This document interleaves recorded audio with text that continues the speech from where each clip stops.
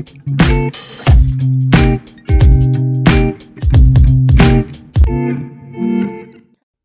kawan pajak, selamat bergabung dalam Boy Talk, talk about everything you need. Persembahan KPP Pratama Boyolali. Oke, episode kali ini adalah episode 1 season 1. Wah, jadi ini episode perdana ya. Bersama saya Reza, kita akan bahas sisi-sisi lain ya yang jarang diungkap nih soal dunia persilatan. Enggak dong ya, dunia perpajakan tentunya. Oke, hari ini karena episode perdana kita bahas yang santai aja kali ya. Mas, kita bahas apa Mas hari ini Mas? Udah, nggak usah mikir ya, udah ada temanya ya. Oke, mungkin beberapa dari kita ada yang penasaran nih, kalau jadi pegawai pajak tuh gimana ya rasanya ya? Atau mungkin beberapa dari mahasiswa mungkin ada yang pengen gitu, besok pengen jadi pegawai pajak, mahasiswa akuntansi, ekonomi, perpajakan ya. Mungkin mahasiswa pertanian juga mau jadi pegawai pajak mungkin. Ya bisa aja dong ya. Nah, untuk itu kalian harus simak nih podcast kali ini biar sumbat-sumbat pengetahuannya ini bisa terbuka gitu ya. Nah, oke, hari ini kita kedatangan tamu yang sangat terkenal ya, sangat spesial di KPP Pratama Boyolali ya. Telah hadir seorang yang pengalamannya sudah gak diragukan lagi. Beliau sudah melanglang buana ke seluruh penjuru Indonesia. Kita sambut Pak Cahya. Apa kabar Pak Cahya? Baik, terima kasih atas undangannya. Iya Pak Cahya. Kapan nih Pak terakhir kali kita ketemu Pak? Kayaknya kemarin ya. Kemarin ya? Iya, kemarin. Oke, Pak Cahya kita kan udah kenal lama nih Pak. Nah, kan penonton belum kenal nih. Kalau boleh Pak Cahya silakan boleh kenalan dulu Pak. Baik, terima kasih Mas Reza. Nah, saya boleh memperkenalkan diri. Nama saya Robertus Cahya Kartika Herlambang. Oh, Herlambangnya ini satu marga sama Reza Herlambang nggak Pak? Oh tidak. Oh bukan. Herlambang itu Cahya Kartika Herlambang itu sebetulnya itu bagi orang Jawa itu sudah ada artinya sendiri. Itu juga cuma warisan pemberian orang tua. Oh, Dan itu kalau orang Jawa bisa sudah memastikan bahwa tanggalan kapan saya tahun lahir itu kalau. Oh, beneran Pak? Iya bisa. Oh. Itu. Karena cahya, ya, cahya itu artinya kan sinar ya. Cahaya. Kartika itu bintang ya. Herlambang itu tanda. Tanggal berapa Pak? Tanda. Oh tanda. Oh. Lambang itu kan tanda atau simbol pertanda. Nah itu kalau orang Jawa itu ada bintang atau lintang kemukus yang muncul sebagai tanda. Itu pernah kita alami di tahun 65 sebelum Gestapo dan PKI. Nah, Oke. Disitulah ada lintang kemukus. Wah, ilmu perbintangan. Konon saya juga waktu itu ya pasti kecil. Mantap ya. Sudah filosofi sekali namanya pada zaman itu ya. Iya. Oke, kalau boleh diceritain nih Pak, dulu sejarah awalnya jadi pegawai pajak tuh gimana sih Pak? Apakah dulu itu, saya pengen jadi pegawai pajak gitu, terus jadi daftar ini, terus apakah gimana Pak? Gitu. Kalau saya dulu itu sebetulnya boleh dikatakan kalau di pajak itu kan istilahnya keberuntungan saja.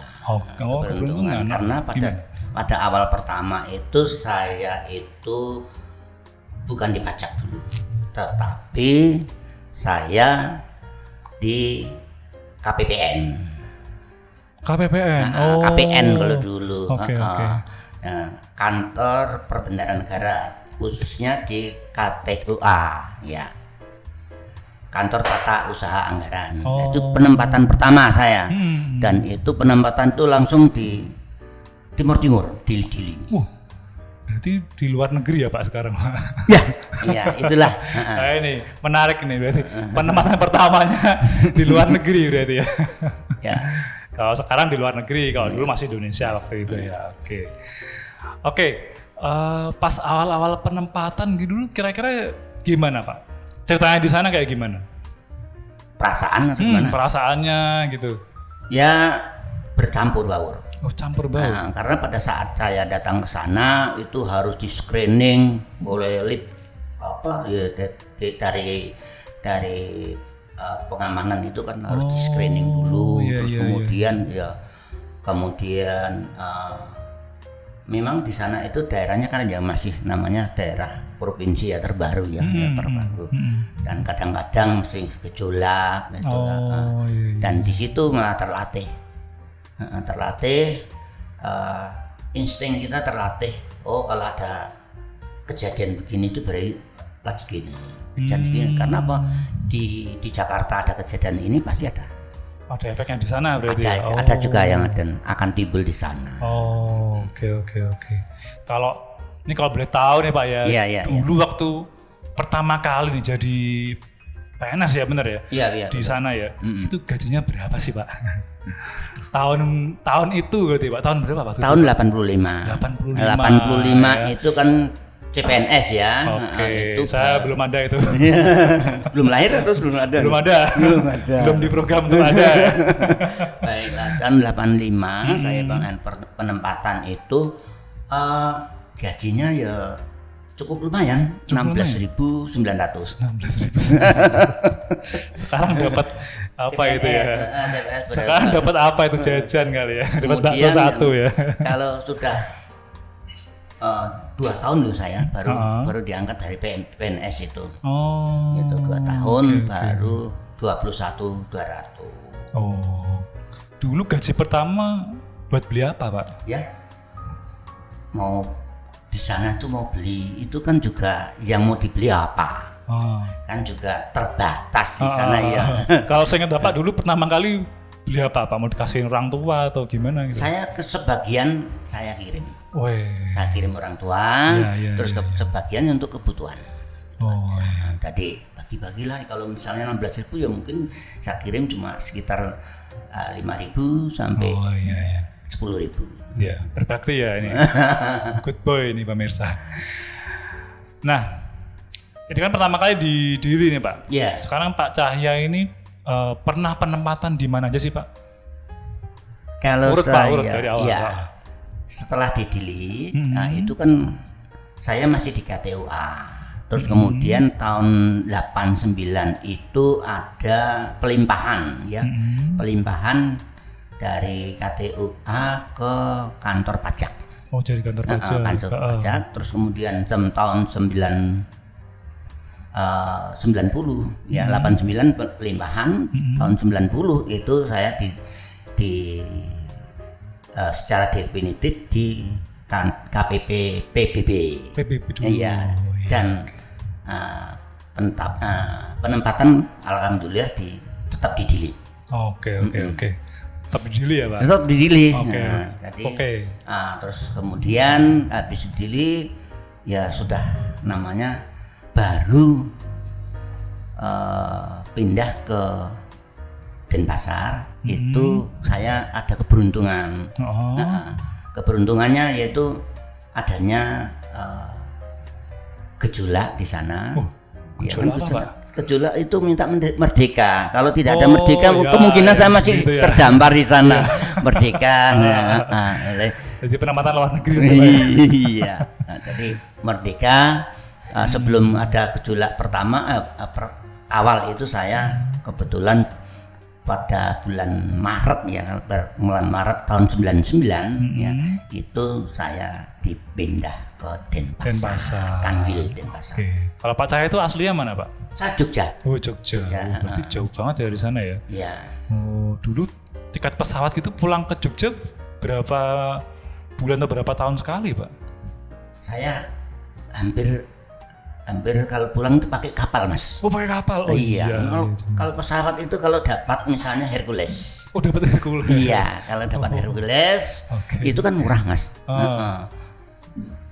Jadi habis dari Denpasar, kemudian saya ke Singkawang. Denpasar tuh Singkawang. Iya.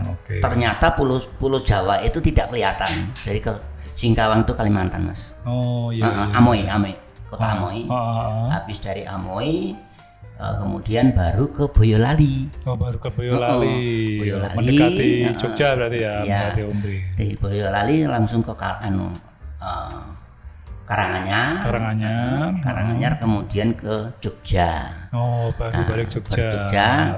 Baru menikmati pulang kampung, harus pindah lagi ke Jawa Barat. Oh, ke Jawa Barat. Tuh bayangin tuh ya. Jawa Barat. Baru balik kampung udah pindah lagi ya. Habis dari Jawa Barat, kemudian saya ke Purworejo. Purworejo sebentar, baru karena Purworejo di likuidasi, digabung dengan Kebumen, saya dikembalikan ke Boyolali lagi. Ketemu Mas Reza. Itu ya gitu loh. Oke. Kalau boleh tahu nih Pak, sekarang kan menjadi kepala seksi ya, pengawasan dan konsultasi 5. Sehari-hari tugasnya apa aja sih Pak kalau jadi kepala seksi itu? Kalau tugas sehari-hari, kalau kami itu kan di target ya Mas, di target. Kayak kami punya wilayah. Ya, kalau pengawasan satu itu punya BP yang spesial, terus kemudian kalau 2, 3, 4, 5 itu punya wilayah tersendiri. Kebetulan wilayah saya ada di wilayah bagian utara. Bagian utara Boyolali ya. Iya. Jadi kami mempunyai tim, ya, namanya tim kita bersama dengan AR, kita mempunyai target dan kita bersama tim itu menentukan strateginya supaya target itu terpenuhi, baik itu dari secara pemenuhan kewajiban perpajakan, laporan maupun dari segi target pendapatan. Iya, jadi gitu ya. Jadi orang pajak itu gak cuman targetnya sekian M gitu, tapi juga harus selain itu jadi penuhi ya, administrasinya harus terpenuhi gitu ya Pak ya. Iya. Kepatuhan yang lain harus terpenuhi. Jadi nggak semudah itu ya jadi pegawai pajak. Targetnya MM-an ya bayangin. Oke, kalau Pak Cahya sendiri apa sih tugas terberat yang pernah Pak Cahya emban atau pernah dialami yang paling berat Pak, yang paling berkesan menurut Bapak gitu? Kalau saya tugas yang paling berat itu ketika saya pindah di Karanganyar. Di Karanganyar? Iya. Di Karanganyar itu kebetulan saya waktu itu kasih extend. Kasih ekstensifikasi ya waktu itu ya. Dari PBB, kemudian masuk ke melebur ke pajak. Jadi kasih extend itu membawa masuk ke PBB dan pajak. Oke, kalau boleh kita ungkap sejarahnya dulu ya. Dulu kantor pajak kan nggak KPP Pratama langsung ya Pak. Yeah. Dulu ada beberapa kantor pajak yang apa tadi PBB. Kantor pelayanan pajak Bumi dan Bangunan. PBB Bumi dan Bangunan ada juga dulu. Dan kantor pelayanan pajak. Kantor pelayanan pajak. Terus dilebur jadi satu ya Pak waktu itu jadi kantor pelayanan pajak Pratama gitu ya. Tapi pada tahun awal Pratama itu PBB masih melekat. Oh, masih melekat di kantor pajak pusat. Okay. Nah, disitulah yang terberat. Kenapa terberat? Saya dasarnya dari PBB itu dulunya bukan istilahnya, saya juga punya ilmu penilaian, saya juga tidak punya ilmu pendataan. Nah, dan di situ langsung jadi komandan. Nah, komandan itu kebetulan anak buah saya itu hanya satu orang yang aslinya dari PBB. Yang lainnya pajak. Jadi kalau mau diajak diskusi itu yang satu hanya yang lainnya itu Pak saya belum tahu juga belajar. Itulah yang serba sulit. Dan kantornya juga kantor baru. Saya akan mencoba untuk belajar itu dari komputer yang masih miliknya yang PBB lama. Ternyata kesulitan karena sudah agak tahu kemana dulu. Iya. Tapi puji Tuhan, memang kalau beratnya orang pajak itu kita tahu tidak tahu harus tahu. Oh iya, berarti learning by doing ya kadang-kadang ya. Jadi kita harus cepat beradaptasi dengan hal baru ya. Seperti itu sih. Oke. Kalau tadi kan terberat Pak, sekarang pengalaman lucu nih Pak, kan pasti banyak nih. Coba Pak, yang paling lucu Pak menurut Pak Cahya ini pernah ngapain sih Pak? Waduh, kalau yang lucu itu pengalaman pertama pada saat saya perjalanan membawa keluarga untuk menunaikan tugas yang ada di Singkawang. Pas di Singkawang. Pas di Singkawang, saya naik kapal. Naik kapal ya? Ya, naik kapal itu naik kapal cepat ya. Jadi pengalaman saya itu mau pakai naik pesawat juga pernah, Hercules juga pernah. Terus kemudian naik pesawat yang Garuda juga pernah. Oke. Kapal cepat, kapal yang besar, Boben Solo juga pernah. Itu juga pernah. Nah, pada saat ini peristiwanya di kapal cepat. Saya bersama anak saya 2. Nah, waktu itu yang saya bawa itu sama istri naik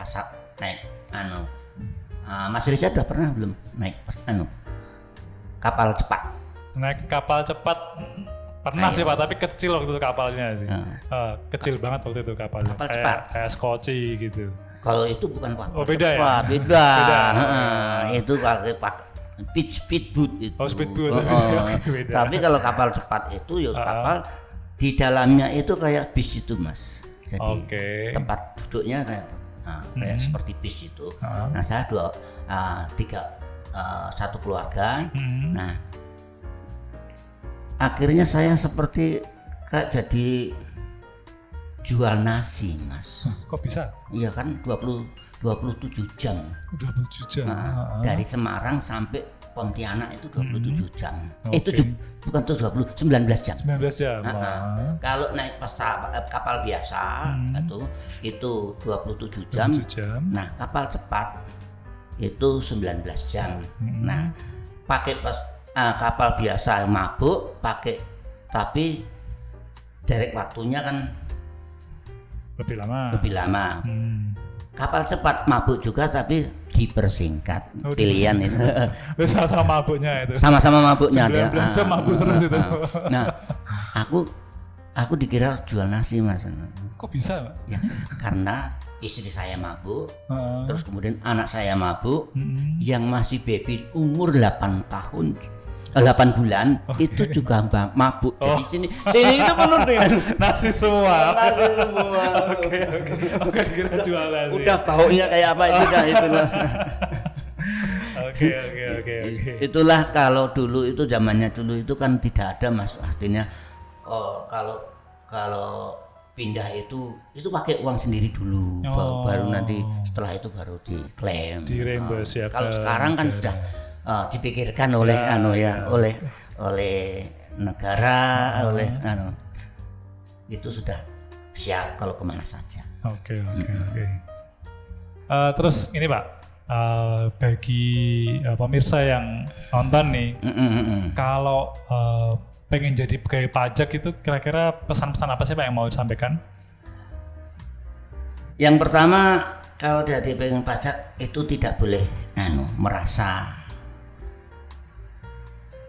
puas dulu, karena banyak tantangan dan harus belajar. Karena apa? Di pajak itu setahun hari gantung tahun pasti kan polisinya itu terus berganti, dinamis sesuai dengan perkembangan perekonomian. Jadi kalau kita hanya puas dengan belajar ini, maka kita akan ketinggalan. Betul, ya, contohnya seperti saya tuh aslinya bukan latar belakang ekonomi, saya di administrasi negara. Tapi begitu harus mendapat istilahnya amanah, saya harus ngurusi ekonomi, harus ngurusin perpajakan. Mau tidak itu kita harus belajar mandiri. Siap bagi pegawai pajak itu harus bisa belajar mandiri. Jadi harus selalu mengikuti perkembangan zaman Pak ya. Perkembangan aturan, perkembangan zaman dan perkembangan masyarakat itu seperti apa jadi pegawai pajak. Iya begitu. Tadi kan udah nih pesan bagi yang pengen jadi pegawai pajak. Nah, yang terakhir nih pesan bagi wajib pajak nih Pak. Apa Pak? Begini, kalau bagi wajib pajak, negara butuh wajib pajak. Karena negara butuh untuk pembangunan, membangun, dan 70% dana pembangunan adalah dari kumpulan pajak-pajak yang wajib pajak bayarkan. Untuk itu jangan lalai, jangan mikir kalau kewajibannya ya udah itu langsung bayarkan, supaya negara bisa berbuat sesuatu. Oke, mantap. Pesannya simpel ya. Jangan lalai ya. Jadi wajib pajak jangan lalai. Oke. Baiklah, itu tadi kisi-kisi ya bagi kalian yang mau jadi pegawai pajak, bagi adik-adik mahasiswa yang pengen jadi pegawai pajak. Oh, ternyata ini tuh pegawai pajak tuh kayak gitu ya. Gak cuma enaknya aja, oh gajinya besar apa enggak ya. Ada resiko yang juga mengimbangi tentunya take home pay itu ya. Oke. Kita ucapkan terima kasih kepada Pak Cahya yang udah ngobrol bareng sama kita ya. Makasih ya Pak Cahya ya. Sama-sama. Sampai jumpa di lain kesempatan. Ya. Oke kawan pajak, simak terus Boy Talk karena di Boy Talk ini kita akan ungkap sisi-sisi lain dunia perpajakan yang tentunya kamu belum tahu. Jangan lupa klik like and subscribe channel YouTube KPP Pratama Boyolali. Oke? Pajak kuat, Indonesia maju. Assalamualaikum warahmatullahi wabarakatuh. Salam satu bahu.